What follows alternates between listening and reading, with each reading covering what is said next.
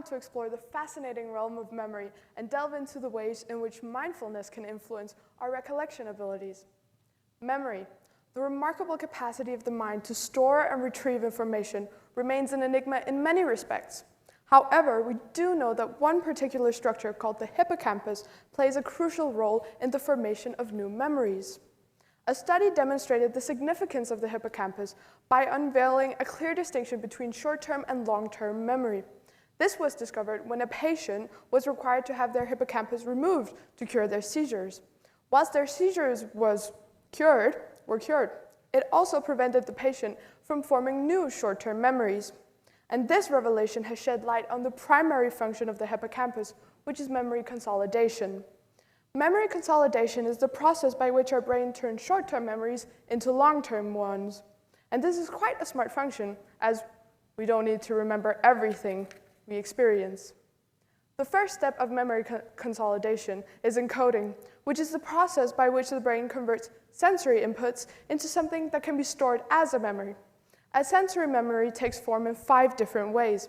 There's haptic, touch, echoic, sound, iconic, visual, olfactory, which is the smell, and then gustatory, which is the taste.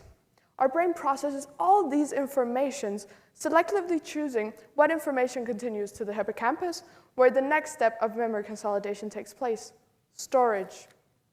During storage, the hippocampus serves as a storage for short-term memories and acts as a center for organizing new prospective long-term memories. Given the limited capacity of the hippocampus, these short-term memories can merely last a few seconds to hours. And these kind of short-term memories are useful in the moment, but are quickly forgotten. An example could be when your friend asks you to remember a number, and you keep repeating it until your friend needs it, and then soon you forget it, and you don't think about it ever again. Conversely, if an experience leaves a lasting impact, or a short-term memory is repeated consistently within a brief span, such as a couple of days, the hippocampus converts this short-term memory into a long-term memory by transferring it to the prefrontal cortex. Here, memories can endure from hours to a lifetime, and the more frequently the memory is revisited or revised, the more solid it becomes as a long-term memory. This can be compared to the study technique, spaced repetition, which works because the information becomes more solidified as a long-term memory, because you keep repeating it in a spaced time. However, successful retrieval of the information poses its own challenge, which leads me to the final step of memory consolidation, retrieval, which is essentially the process of accessing the information or memory from the stores in the brain. To understand this process, it's important to understand the neurobiological mechanisms underlying the formation of new memories. The creation of synapses, which is the creation of connection between neurons, facilitates the transmission of electrical signals between the neurons. This process involves neurons releasing chemical signals called neurotransmitters, and the more frequent a signal is transmitted, the stronger the synaptic connection becomes, and the stronger the synaptic connection is, the quicker memory retrieval can happen. Now let's turn our attention to mindfulness, a skill that, like any other skill, needs to be learned. It's therefore expected that the hippocampus is a part of mindfulness. Whether mindfulness can improve memory is a question that's still unanswered, but various studies have given way to a more definite answer of yes. One study discovered that long-term meditation practitioners exhibited a strengthened cerebral cortex, which is the region of the brain responsible for mental functions like concentration, learning, and of course memory. Through functional magnetic resonance imaging, fMRI, researchers observed reduced activity in the brain associated with receiving and transmitting information, but more importantly, this was also the part of brain which is linked to mind wandering. The practice of meditation is the practice of sitting with your thoughts and your feelings, letting them pass by without engaging with them.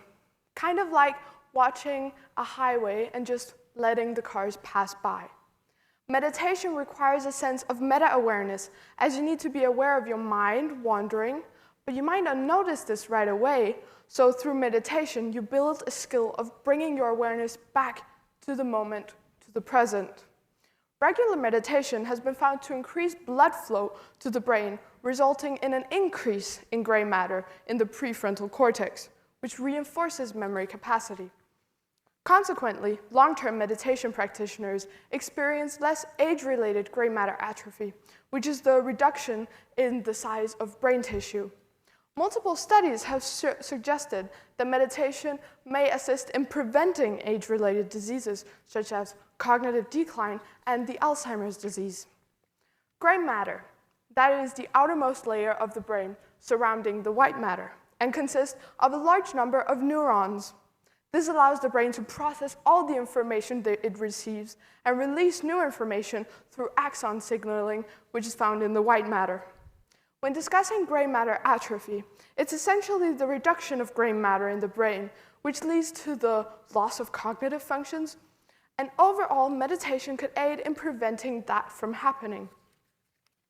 A final study found that meditation and mindfulness could reduce proactive learning, which is where prior memories interfere with your ability to retrieve more recent information from your memory stores. Furthermore, it demonstrated the potential to improve short-term memory and even increase the size of the hippocampus, all of which is associated with the increased memory capacity. In conclusion, mindfulness undeniably has an influence on memory, and the link between the hippocampus, its size, and working memory is important because working memory influences many other cognitive functions like problem solving, language comprehension, and reasoning. All of those vital brain functions could be improved by reducing proactive interference with mindfulness meditation. Engaging in the practice of mindfulness meditation, even for as little as 5 minutes a day, has been proven to have substantial benefits. In essence, considering the potential benefits, dedicating just 5 minutes to meditation a few days a week could serve to enrich your life and strengthen your memory capacity. So I hope you'll take from this talk that maybe meditation is not so bad to dedicate a little bit of your time to. Thank you so much for listening.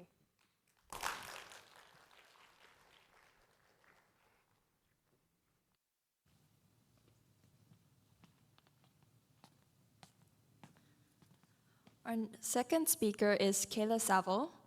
Her talk will be discussing the complexities of stem cells and the boundaries that ethics has in limiting medical progress. However, how important that these boundaries are in place.